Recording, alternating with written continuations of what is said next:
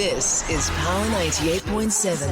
And now you're listening to Power Talk with Mbuyiseni Ndlozi, 9 a.m. to midday, taking your calls on 0861 987 000.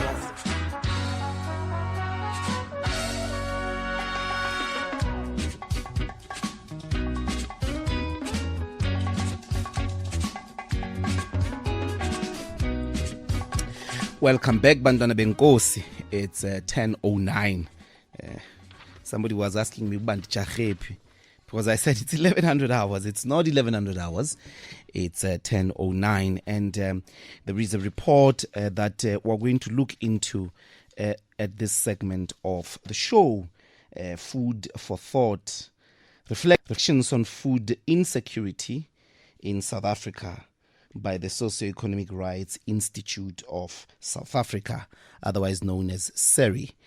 In this report, we are told 23.1% of South Africans across the country consider their access to food as inadequate or severely inadequate, and that half of adults in our country are overweight or obese, and 69% of these, close to 70%, who are obese, live in households that are food insecure and therefore have very little choice about the food they eat and its nutritional value. There are problems of stunting, which refers to a low height for one's age, related to questions of malnutrition, and is evident in 30% of boys in our country. To speak further about this report, which you can find on their website, I'm joined by Yvonne Erasmus, Socio-Economic Rights Institute of South Africa senior researcher. Welcome to Power Talk, Yvonne, and thanks very much for joining us. Good morning. Thank you. And thank you for having me, and good morning to you and to your listeners. We're also joined by Karel Swart, National Organizing Secretary of CSAAWU, Commercial Stevedoring, Agricultural and Allied Workers Union. Thank you very much, Karel, for joining us. Thank you so much for having me, and thank you to and thanks for the viewers too. Yeah, thanks. Thank you. We've got Dr Mbuyiseni Ndlozi, a postdoctoral researcher with the Union Against Hunger. Thanks very much, Dr Mbuyiseni Ndlozi, and thanks for creating time. Yes, good morning, Doctor, and thank you for having me on your show, sir. Thank you. Let me start with you, Yvonne. Just a patient taking us through this report which you guys have put together.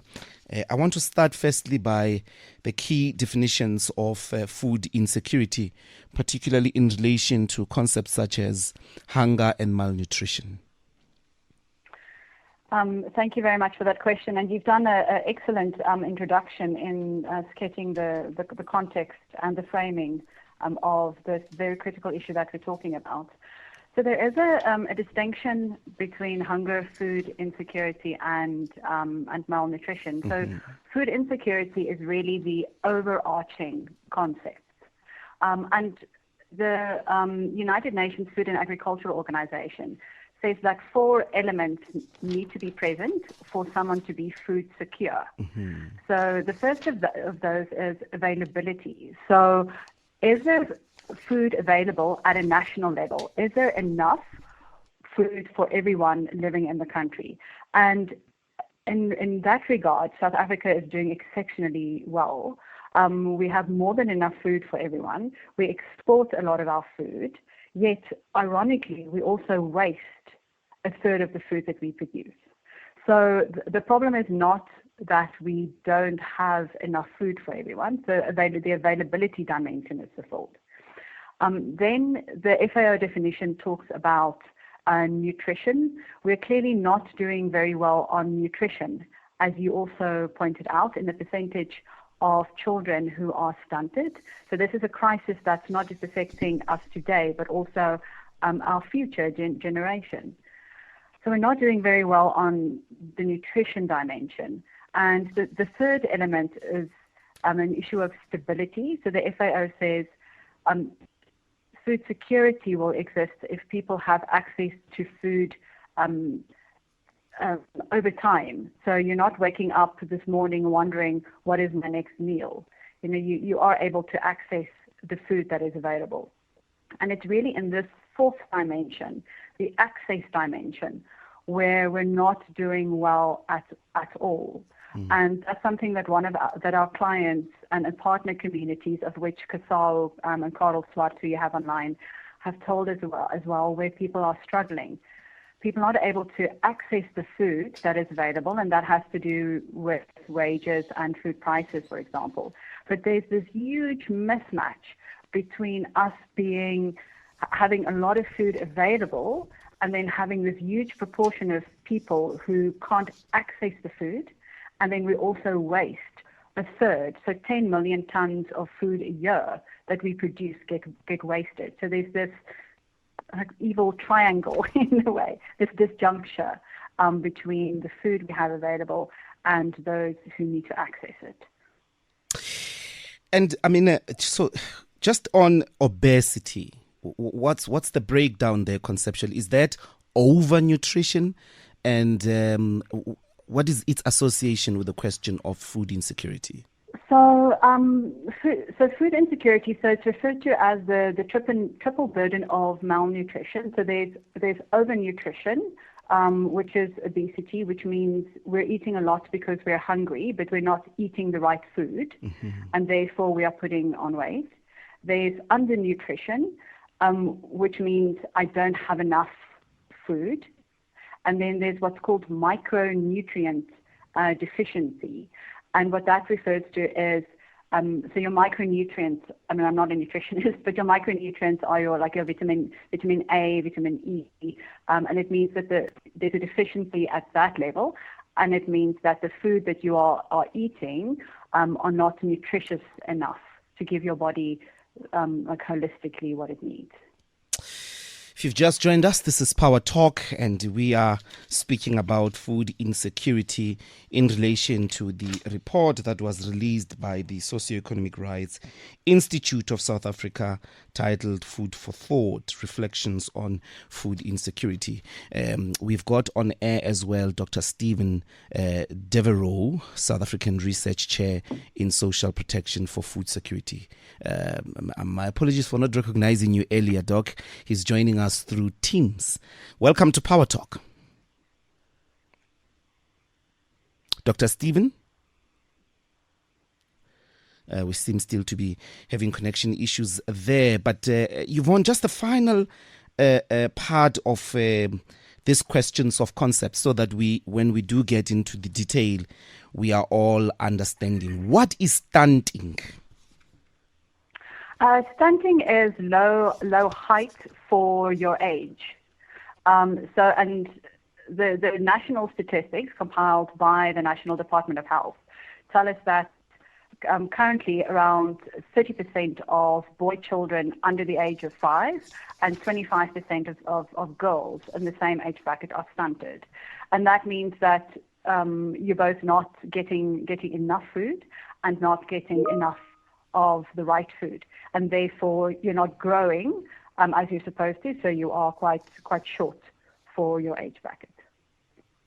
I don't get that, but is that a phenomena associated with children only, or the adults that are stunted? I mean, because some of us are short. I don't know if we're stunted. So it could very well be. I mean, you do carry that into your adulthood. It's not something that you can then outgrow. It happens. So getting the right types of food and the right quantity of food is incredibly important in your growth as a child, especially under the first 5 years.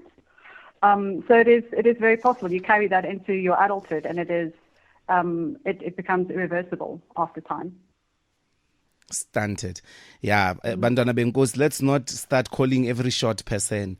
There is a natural shortness, no? Yvonne? Yes, of course. Yeah, of course. Can you save I'm us? myself. How do we know this is a natural shortness? This is a shortness because of the shortness of food. Yeah, I don't. So, I don't know how you would know that as an adult. I think you would be able to reflect on your own childhood, and what what happened in your particular household. But I think the Department of Health monitors this because children do present at clinics, being hungry and with other medical issues that result from not getting enough food. And also remember, as part of our immunization programs and health checkups for children are routinely taken to clinics, and their growth is being monitored by health professionals. So that's how stunting is being measured by the Department of Health. All right, and then if you could just brief us about how the report was put together and what the sort of timelines it was looking at. Sure. So as Seri, we work quite closely with people who find themselves in precarious situations and who are very vulnerable. So domestic workers, farm workers, informal traders, waste reclaimers, residents in the Johannesburg inner city and in informal settlements. And as part of our routine partnering with them in our litigation or research support, people kept on telling us that food is becoming an issue for them. Food access is becoming an issue for them. So initially, this started off as a scoping study where we really just discussed these issues or interviewed the leadership of our various partner groups that I've listed to try and understand how they themselves and their constituents are being affected by food insecurity.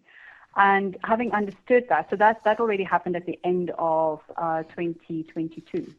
And having understood that, we presented our findings to our project reference group, and they felt that it was key because of the diversity of people who we spoke to, that we publish our findings. But we needed to take our time to also do a legal and policy analysis, both at the international, regional, and national level, to understand the laws and policies and government programs governing the right to food.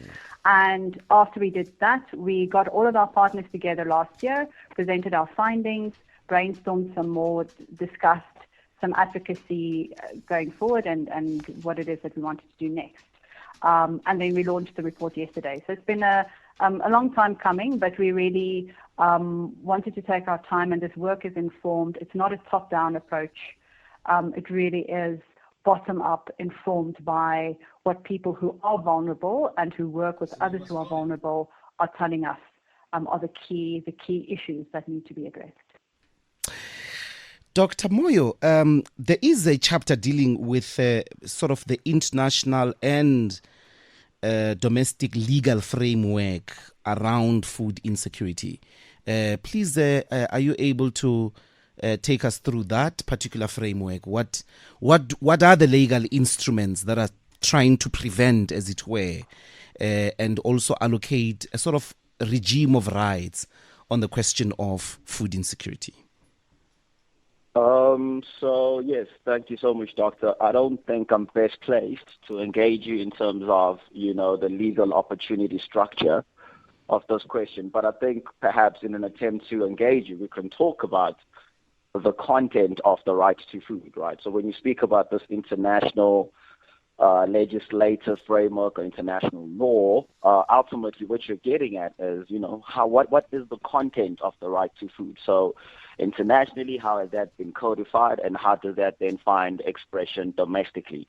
And I think, a conversation that then, interrogates that particular sphere will speak to the fact that, the state has somewhat abdicated its role here insofar as showing leadership and, being at the forefront of defining what the right to food is. So if we look at, the domestic context, right, constitutionally speaking, in Section 27 of the South African Constitution, we have this codification that speaks to everyone having access to sufficient food. So once again, we can, as scholars, that can be a philosophical question. The drafters of the Constitution, what were they getting at, with this idea of sufficiency? Right? Where do we start? But then we can also take it a step further, right, and make this distinction with Section 28 of the Constitution, which then amplifies the best interest of the child.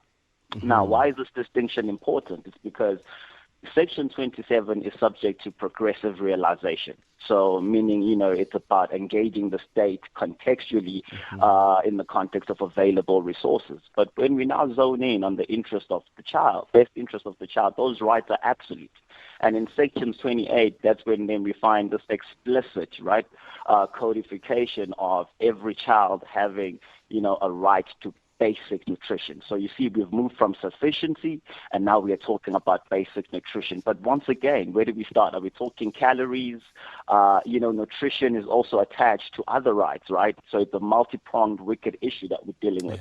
So perhaps, the question should be, if we are talking about a nourishing food system for our country, should we be talking about, a standalone right to nutrition, perhaps, because of the complexity that comes with the food system? And I think that's what we, as the Union Against Hunger in particular, are trying to posture around, to say, how can we flesh out this issue of hunger as something separate, right, from the wickedness of the food systems, insofar as we're talking food systems transformations and so forth, but to say our children are starving, our people are landless and jobless. In the context of that, what does the right to food mean? And then globally, right, you can see some of these consultations, some of these bottlenecks as well emerge in the global scene in light of the fact that, look, thus far, the broader narrative has been that which is defined by the Sustainable Development Goals. Now we are 5 years away from that milestone. How have we grappled with this issue, bearing in mind that we're also coming from the Millennium Development Goals, right? So what has changed? What seems to be the bottlenecks around this issue? But ultimately, whether we like it or not, right, this is a question of business and human rights. So what are the corporate and what are their investment, in this idea of a human rights ethic? And it's high time we start having a raw and honest conversation about that as South Africans. I don't know if you've got Dr. Devereux yet. Doc, can you hear us? Dr. Stephen? Please, if you can hear us, please unmute yourself. This is the problem with Teams. Can you hear us now? Can you hear me or not? Oh, yes, now we can. Can you hear us? All right, we'll try to get back to that. Yvonne, I just wanted to give you a chance as well to contribute to these legal instruments and particularly policies in the continent, as well as international legal instruments trying to deal with food insecurity. You've got an elaborate, as it were, chapter in the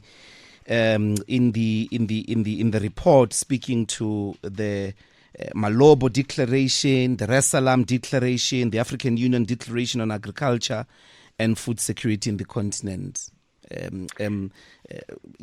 Sure. Yeah, absolutely. Let me make some brief comments on that.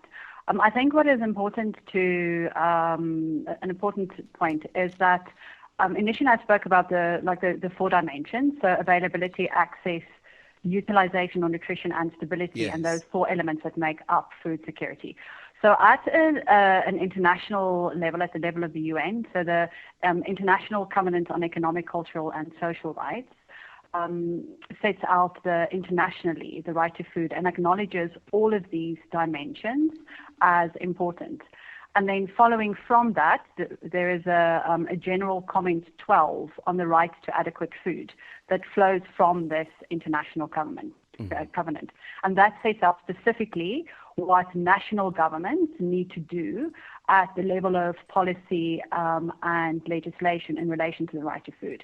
And it sets out, for example, that governments, and South Africa is a party to the international covenant, so we signed on to that. So we need to have, for example, a national food and nutrition security strategy, which we do have. We need to have a policy, which we do have.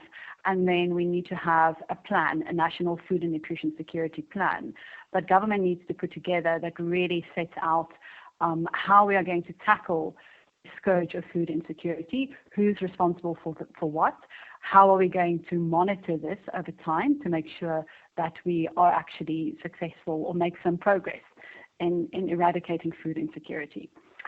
So that's at the international level. So then at the regional level, you also have the the African Charter on Human and People's Rights and the principles to the African Charter. And that again reaffirms what the international covenant says, that all of these different dimensions are important. Interestingly, both at an international and this regional level, at the African Charter level, makes provision that, or says that governments need to take steps to address the affordability and pricing of food. So in other words, that food shouldn't be priced at such a level that people are not able to afford it. So at this international and regional level, all of these four dimensions of food security are really provided for well and covered well. But then if you move to the South African context, so the right to access to sufficient food is in Section 27(1)(b) of the Constitution, and for children, it's the right to nutrition, which is in Section 28. And for children, the right is immediately realizable, which means that government must absolutely realize this right. It's unacceptable for children to suffer from malnutrition, from stunting, etc.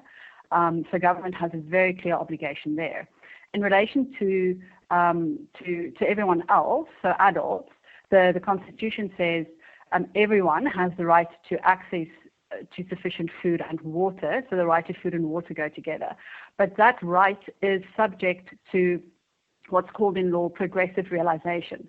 And that means that it doesn't have to be realized now, but government has to make progress over time within the resources that it has available. And then I guess my final point about the policy, so then if you zoom in, if you take the Constitution and you then zoom in at what's happening at a policy and programmatic level in the South African government, where the focus lies, there's quite a lot of focus on this availability dimension. Yeah. So making sure that nationally there is, the agricultural sector is strong, there's enough food for everyone, which is wonderful and absolutely necessary. But there's not a lot of direct policy legal intervention from government in relation to sort of the economic access access dimension. Okay. So it kind of moves away a little bit from acknowledging all of these dimensions as important from a legal and policy perspective. It's 10:30, and we're going to take the headlines and maybe then bring Karl with regards to this agricultural question you've just put in before we go to the concrete findings. Let's take the headlines with Nyakalo Tefu. Power Talk with Mbuyiseni Ndlozi, where your voice is heard and opinion matters.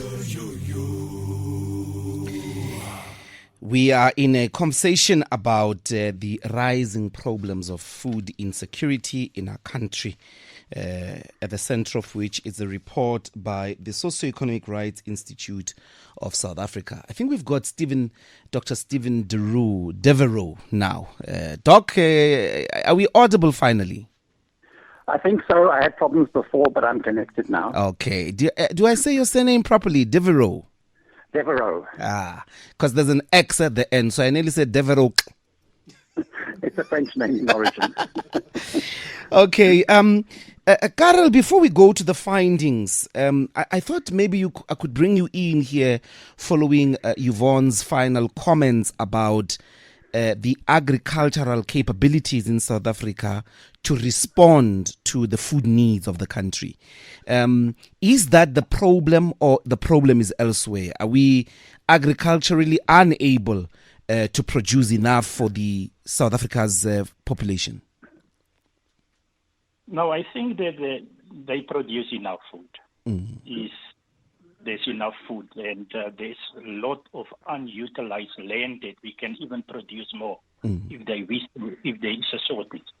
So there's no problem of food. The problem is the behavior of the agricultural and the corporate bosses.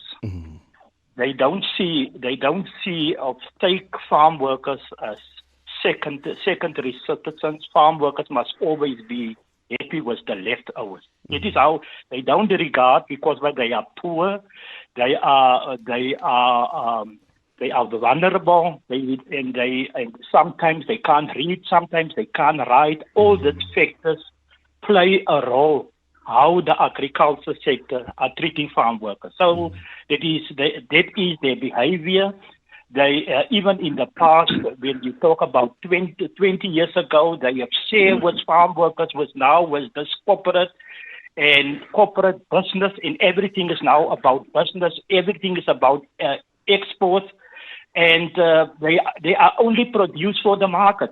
Farm workers is not allowed to take any fruit or any food from the farms. They are under 24-hour surveillance. If they take anything, they've been charged and being dismissed and sometimes even jailed. So the situation is quite terrible and it's quite hectic. And if we don't address the things urgently, we will be.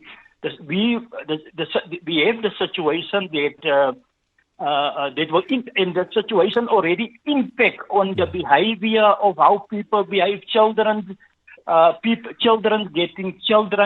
a very young age, children leaving school. There's a completely lawlessness, and the social fabric is busy to collapse in the agriculture sector. Yeah. That is a result. People don't have food, and they change the behavior, they change the style of people. People are looking for other things like soybeans. There's now soybeans that was never on the farm. There's increase in soybeans. There's increase in things that people are using to making extra money, and that contribute to the breakup of our communities.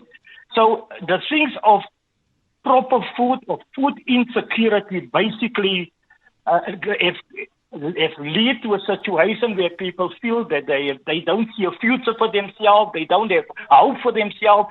Children don't go to school. Children there's drops out in the school. So these things have far-reaching consequences on the behavior of the workers in the agriculture. My last point: even while the workers produce this food in the agriculture, workers are not allowed to get food from the agriculture. If they take food, as I already say, charged, dismissed, jailed. So the people will thought that the agriculture workers produce the food for South Africans and across the world. They should have enough food, but that is not the case. Dr. Devereux, I guess this is where I'd like to come back to the report, because in the report around page 56, you speak to one of the most important findings, which is the growing, selling, and preparing of food experience a double. Those who are growing, who are selling, who are preparing food experience a double burden. Farm workers is the first category that Karel Swart speaks to. Can you just take us through the other categories of people who work with food, but they are part of the category of people who are affected by food insecurity in the country? Made that question to me, Doctor? Yes, please. We want to hear your voice, Dr. Devereux. Yes, thank you. Thank you very much. I think Karel spoke very passionately about the situation of farm workers. Yeah. You know, when we understand food insecurity in South Africa, we need to look at the entire food system, from production through to retailing through to consumption. And I want to commend Seri on this report. It's very comprehensive, it's very balanced, and it identifies all the issues that are the main problems that we face in food insecurity. It's a very complex issue. But if we break down the food system, we start with the farmers and the farm workers. And of course, what Karel points out is that the farm workers are treated very, very badly by commercial farmers. They get paid very, very low, despite the farmer uprising of 2013, when they got a 60% increase in their minimum wage. They still get paid far too low. And you can see this in the evidence that we have of seasonal hunger. And every winter, when there's no work for the farm workers, they have no money, they haven't saved any money, they have no income. How do they get through those months? They don't get UIF because they're only seasonal, they don't work permanently. So they suffer, they really struggle, and over 70 or 80% of them have severe food insecurity in the winter months. Something has to be done for seasonal hunger in the winter months for farm workers. Then moving on to the retail sector, a big challenge is the informal traders and food processors and food retailers, people selling food by the side of the road. Those people are outside of any kind of social protection. Our social protection system, our social grants, is very powerful. And it's comprehensive in the sense that it reaches children and older people. And now we have the SRD grant for the working age. But it's tiny. It's 370 Rand a month.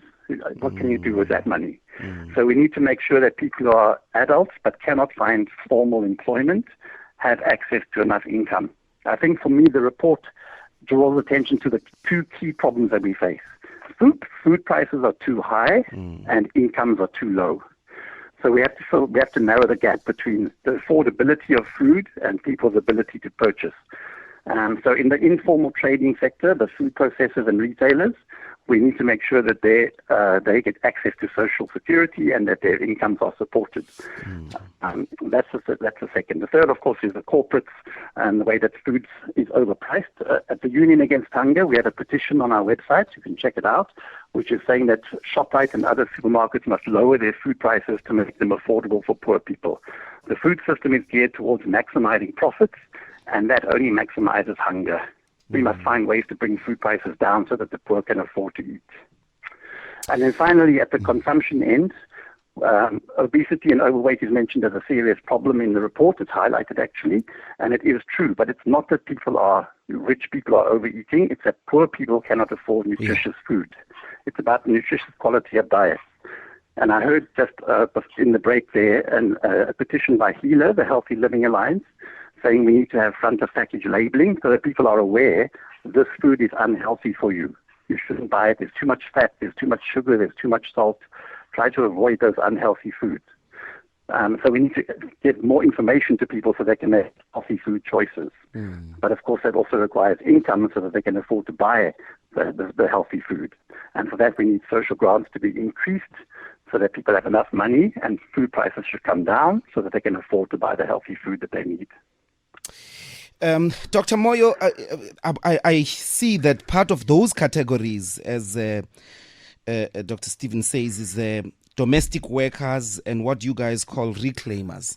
They are part of this chain, maybe not chain in the case of domestic, but these are people who prepare food in the domestic spaces of the rich.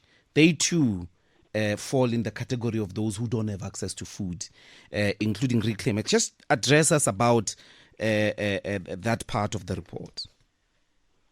Yeah, well, I mean, now you are talking to the lived experience of this issue, right? So the people who are preparer of foods, who give nurture to our children and so forth, what is their food security status? And I think what we're now getting into also is a question of income and entitlements, right? So when we tap into this idea of the national minimum wage, what's the logic therein? So if we are going to say domestic workers, it must be pegged at, let's say, 5,000 odd rands. What other logic that has led to that conclusion? If you look at energy costs, transport costs, because ultimately it's about household food insecurity. And then also you speak about another important factor, right, which is, the waste pickers, the food recyclers, the claimers. Once again, we are saying that's actually a low-hanging fruit for the state insofar as intervening and then curtailing this issue of food waste, right, and recirculating this food to where it's most needed. And that's about vulnerability assessment mapping. And we think, that's lacking in South Africa to talk about, the kind of food regime that can ensure that in light of this, social protection regime or these social safety nets that we have, why is it that we still have these pockets of hunger?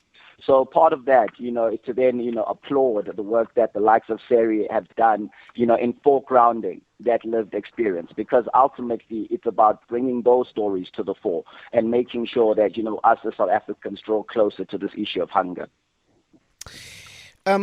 Yvonne, the food prices, one of the big things here is how retailers exploited the COVID-19 situation. But in general, on the one hand, high food prices, but also just break down the wastage in concrete terms, those millions of tons of food that get wasted. What does that mean? Do they get thrown away? What happens? Just those two aspects. Yeah, so I mean... Oh, okay. No, go ahead, Yvonne. Sorry, I wasn't sure who the question is directed at. You can go ahead, Yvonne. You're the only lady on air. Glad to be present. Yeah. Before I comment on the waste, I just wanted to make an additional point in relation to domestic workers, because you might have listeners who are employers of domestic workers. And I think domestic workers are affected in two ways, as has been pointed out. First of all, the national minimum wage, so they don't earn enough to be able to afford a nutritious basket of food. There are employers who are not paying the minimum wage even. So we are really encouraging people to do that. But also domestic workers are telling us about the role of food in the employment relationship. And we want employers to reflect on that. Domestic workers are telling us that when employers are providing food, they are given leftovers. Even the leftovers of the 4-year-old child who had gone to the creche and then come back, and then that food goes to the domestic worker. Domestic workers are being given rotten food even, or insufficient food, like 2 slices of bread with a bit of butter, but they are expected to do all of the household work, be the nanny, do 8 hours of work. We can't do that. No one can do that or be expected to do 8 hours of work on an empty stomach. So we really just urge employers to reflect on the role of food in their relationship with the domestic workers as well. So to answer your question in relation to waste, so we in South Africa, but it's not unique to South Africa. Interestingly, it's in line with global trends.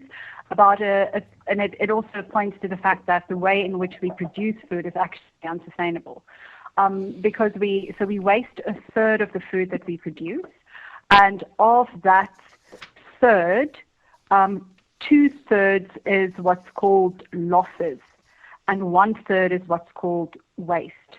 So losses refer to foods that don't even make it to the retailers or to you and me. It's food that gets lost in the production system. So, for example, smallholder farmers who produce the food don't have access to markets, so they end up throwing food away because they can't sell it. Or you and I as consumers are so picky about our apples not having any blemishes on, I'm just using an example, that farmers have to overproduce in order to make sure that they have enough fruits or vegetables or whatever produce that we as consumers will be happy with, and therefore overproduce, and the rest gets thrown away, for example. So there's a lot of wastage before the food even gets to the retailers, and then there's another third that then gets wasted at retailers or by us as consumers after it's reached our homes. And then the food prices around COVID, it looks like there was a proper economic sabotage. That's what the report comes close to saying. Would that be a correct determination that the COVID-19 situation, retailers took advantage and basically, in many cases, just raised food prices? So we didn't monitor that at the time. This predates when Seri started its work on food prices, but that is what we understand in the literature from others who did monitor prices at that time. And that seems to every so often this issue raises its head. Like if you look back to the bread price collusion case, like a decade or so ago. Every so often, there's a little bit of a red flag that says, hey, there's something not entirely right about food prices, but it kind of makes the news and then it goes away. There's not really from government side like investigation or consistent monitoring of prices. And Dr. Moyo, I thought I could bring you in on the failed instruments. One of the big food intervention programs in South Africa, which the report, and you'll correct me if I'm wrong, doesn't cover, is the nutrition programs in schools that, as you know, occupied a controversy in KwaZulu-Natal. Doesn't that, or is the report saying instruments like that one has not assisted in the fight against hunger? No. I doubt the report speaks to that type of conclusion. I think, if anything, where we've seen some kind of relative credible state intervention has been with the school nutrition program. I think the downside has been the scalability of it. So now that we are seeing, this special emphasis on, early childhood development in particular, that's encouraging, because we are hoping that, that will then be mainstreamed insofar as ensuring that, our children have access to, a very nourishing diet, so to speak. But of course, there's still contestations around, the management of the program, the lack of consistent delivery thereof, and so forth. But I think, when all is said and done, the school nutrition program is a commendable effort by the state, and I think, we should applaud them in that regard. But then speak to scalability, speak to a better kind of, rolling out of the program.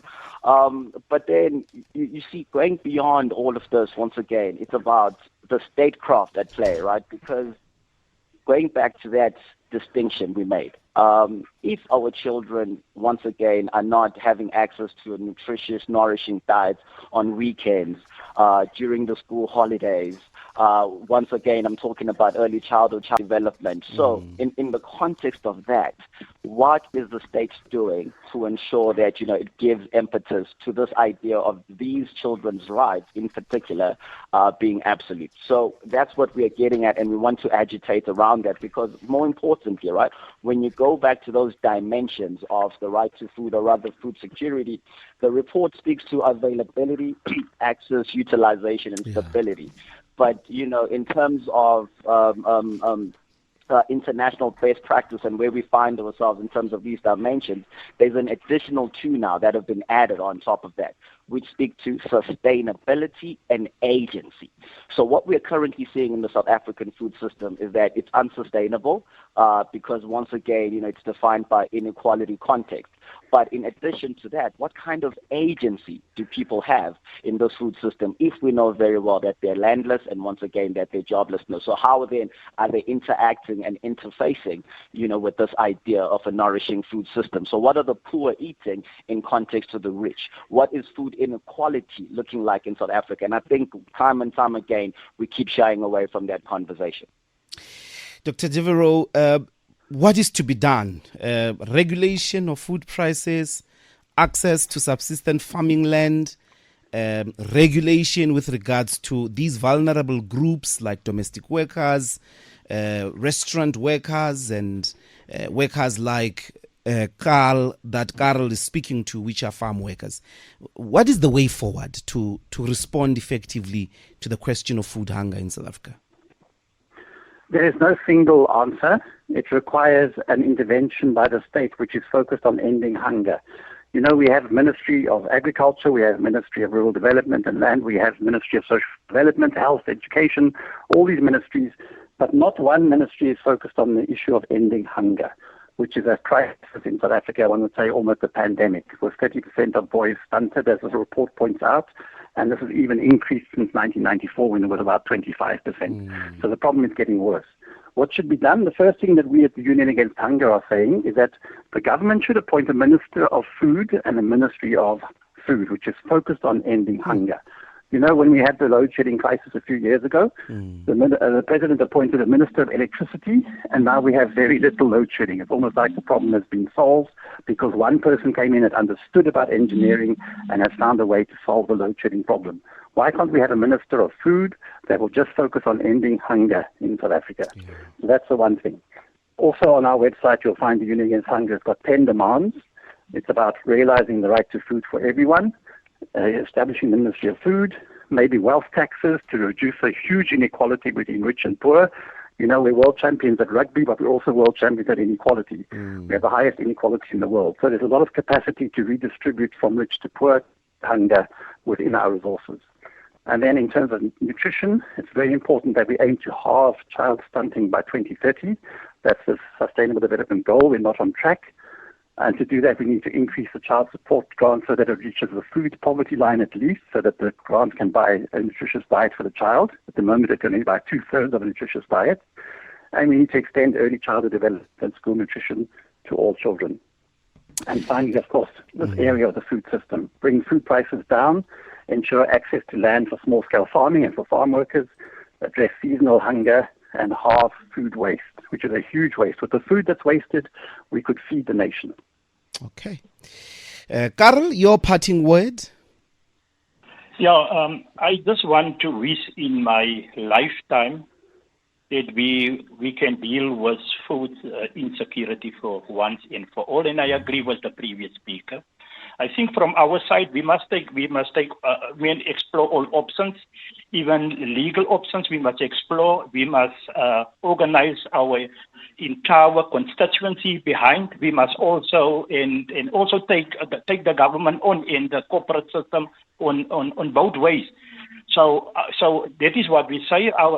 My sincere wish is that we stop hunger and exploitation in the agriculture sector. That is my best wishes. Okay. Otherwise, I don't know. Thank you. Dr. Mbuyiseni, Yvonne Erasmus, Karel Swart, and Dr. Stephen Devereux. Thank you all for creating time today. An hour is not enough, but hopefully the matter will be in circulation enough to reach solutions. But thank you indeed for making time for Power Talk. Thank you. Thank you. Thank you. It's 1100 hours finally here on Power Talk. We're going to take the news with Nyakalo Tefu.